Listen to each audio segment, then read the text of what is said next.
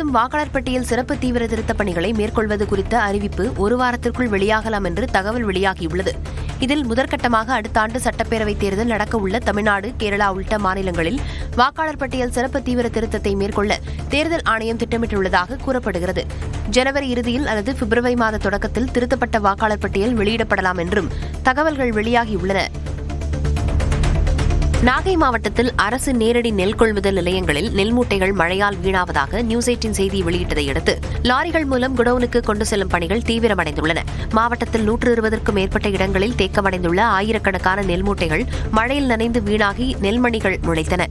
தற்போது ஒவ்வொரு கொள்முதல் நிலையத்திலிருந்தும் தலா 500 மூட்டைகள் முதற்கட்டமாக சேமிப்பு கிடங்கிற்கு எடுத்துச் செல்லப்படுவதாக அதிகாரிகள் தெரிவித்தனர்.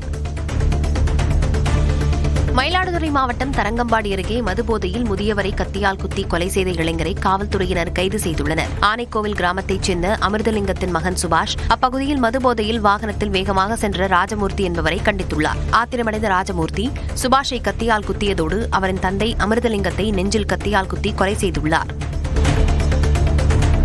கொடைக்கானல் 5 வீடு அருவி பகுதியில் பாதுகாப்பு வசதிகளை ஏற்படுத்தி தரக்கோரிய சுற்றுலாத்துறை அலுவலகத்தை முற்றுகையிட்டு அந்த மக்கள் தர்ணாவில் ஈடுபட்டனர்.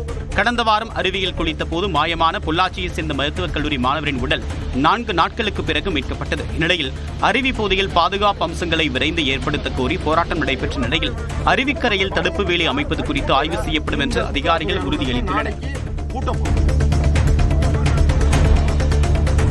மயிலாப்பூர் இந்து பெர்மனன்ட் ஃபண்ட் நிதி மோசடி விவகாரத்தை விரைவு நீதிமன்றம் உடனடியாக விசாரித்து தக்க நீதியை வழங்க வேண்டும் என்று பாதிக்கப்பட்டோர் வலியுறுத்தியுள்ளனர். சென்னையில் செய்தியாளர்களிடம் பேசிய பாதிக்கப்பட்டோர் சங்கத்தின் நிர்வாகிகள் சுமார் 6000 பேர் பணத்தை கட்டி இழந்திருப்பதாகவும் 145 நபர்கள்தான் சேமிப்பு நிதி வைத்திருந்ததாக உச்சநீதிமன்றத்தில் தவறான தகவல் தெரிவிக்கப்பட்டிருப்பதாகவும் கூறினர். பணத்தை இழந்தவர்கள் பெரும்பாலும் 60 வயதிற்கும் மேற்பட்டோர் என்பதால் பணத்தை மீட்டு வழங்க நடவடிக்கை எடுக்க வேண்டும் என்றும் கூறினர். மதுரையில் இளைஞர்கள் சிலர் பாதுகாப்பற்ற முறையில் தீபாவளியை கொண்டாடி அதனை சமூக வலைதளங்களில் பதிவிட்டுள்ளனர். காவல்துறை உரிய நடவடிக்கை எடுக்க வேண்டும் என்று சமூக ஆர்வலர்கள் வலியுறுத்தியுள்ளனர்.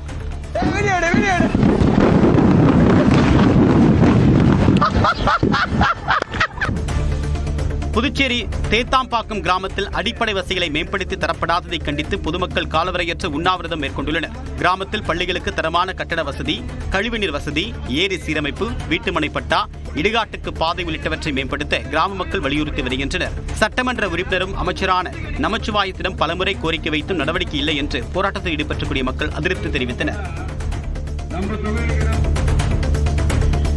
சென்னை ஆலந்தூர் ஜிஎஸ்டி சாலையை கடக்க முயன்ற 60 வயது மூதாட்டி டிப்பர் லாரி மோதி உயிரிழந்தார். ஆலந்தூர் பகுதியை சேர்ந்த வசந்தகுமாரி சாலையை கடந்த போது திருசூலத்தில் இருந்து சென்னைக்கு எம்சான் ஏற்றி வந்த லாரி மோதியது. தகவல் அறிந்து வந்து உடலை கைப்பற்றி பிரேத பரிசோதனைக்கு அனுப்பிய காவல்துறையினர் லாரி ஓட்டுநர் கலையரசனை கைது செய்து விசாரணை மேற்கொண்டு வருகின்றனர். சென்னை ஐயப்பன் தாங்கல் பகுதியில் கழிவுநீர் தொட்டியில் சிக்கிக்கொண்ட பசுமாடு 1 மணி நேர போராட்டத்திற்கு பிறகு பாதுகாப்பாக மீட்கப்பட்டது. ஐயப்பன் தாங்கல் பகுதியில் கடந்த 2 நாட்களாக கனமழை பெய்து வரும் நிலையில் அங்குள்ள ஏரிகள், குட்டைகள் என அனைத்து நீர்நிலைகளும் நிரம்பி வருகின்றன. இந்த நிலையில் சாலையோரம் இருந்த சிறிய கழிவுநீர் தொட்டியில் தேங்கியிருந்த தண்ணீரில் பசுமாடு ஒன்று சிக்கிக் கொண்டது. அதனை கவனித்த பொதுமக்கள் 1 மணி நேரத்திற்கு மேலாக போராடி பசுமாட்டை மீட்டனர்.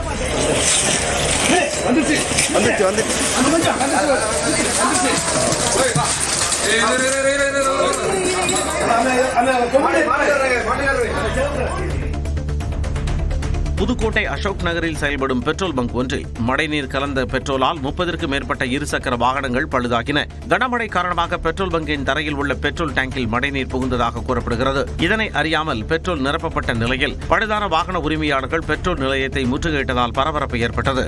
இது 30 வண்டி கிட்ட நிக்குதுங்க. 30 வண்டி இங்கனக்குள்ள நின்ற வண்டி நிக்குது. இதை தாண்டி போனவங்க 50 வண்டியா 100 வண்டியான்னு தெரியல. திருப்பத்தூர் மாவட்டம் வாணியம்பாடி அருகே வீட்டின் மேலே தாழ்வாக செல்லும் மின்வயர் உரசி 8 வயது சிறுவன் காயமடைந்ததாக குற்றச்சாட்டு எழுந்துள்ளது. புதூர் அண்ணாநகர் பகுதியில் வீட்டின் மொட்டை மாடியில் விளையாடி கொண்டிருந்த சிறுவன் ஜீவன் அங்கு தாழ்வாக உள்ள மின் கம்பி தலையில் உரசியதில் மின்சாரம் பாய்ந்து காயமடைந்து மயக்கமானார். அடுக்கம்பாறை அரசு மருத்துவமனையில் சிறுவனுக்கு சிகிச்சை அளிக்கப்படுகிறது. இந்நிலையில் பெருமாள்பேட்டை பகுதியில் உள்ள மின்வாரிய செயற்பொறியாளர் அலுவலகத்தை முற்றுகையிட்ட பொதுமக்கள் உயரமான மின்கம்பங்களை அமைக்க வேண்டும் என்று வலியுறுத்தினர். ராமநாதபுரம் மாவட்டம் கீழக்கரையில் பழைய வீட்டை இடித்து அகற்றும் பணியின் போது சுவர் சரிந்து விழுந்ததில் தொழிலாளி ஒருவர் உயிரிழந்தார். சின்ன ஏர்வாடி கிராமத்தைச் சேர்ந்த ரவி கட்டட இடிபாடுகளில் சிக்கி மயங்கிய நிலையில் தீயணைப்பு மீட்புத் துறையினர் போராடி மீட்டு மருத்துவமனைக்கு அனுப்பி வைத்தனர். இந்நிலையில் அவர் சிகிச்சை பலனின்றி உயிரிழந்தார். திருவாரூர் மாவட்டம் மன்னார்குடி மற்றும் சுற்றுவட்டார பகுதிகளில் உள்ள நேரடி நெல் கொள்முதல் நிலையங்களில் விவசாயிகளிடமிருந்து கொள்முதல் செய்யப்பட்ட 50,000த்திற்கும் மேற்பட்ட நெல் மூட்டைகள் ரயில் மூலம் தென்காசிக்கு அனுப்பப்பட்டன. முன்னதாக மன்னார்குடி ரயில் நிலையத்தில் அமைச்சர் TRB ராஜா ஆய்வு செய்தார். மேலும் நேரடி நெல் கொள்முதல் நிலையங்களில் நெல் மூட்டைகள் தேங்காத வண்ணம் உடனுக்குடன் கிடங்கிற்கு கொண்டு செல்ல அதிகாரிகளுக்கு அறிவுறுத்தினார்.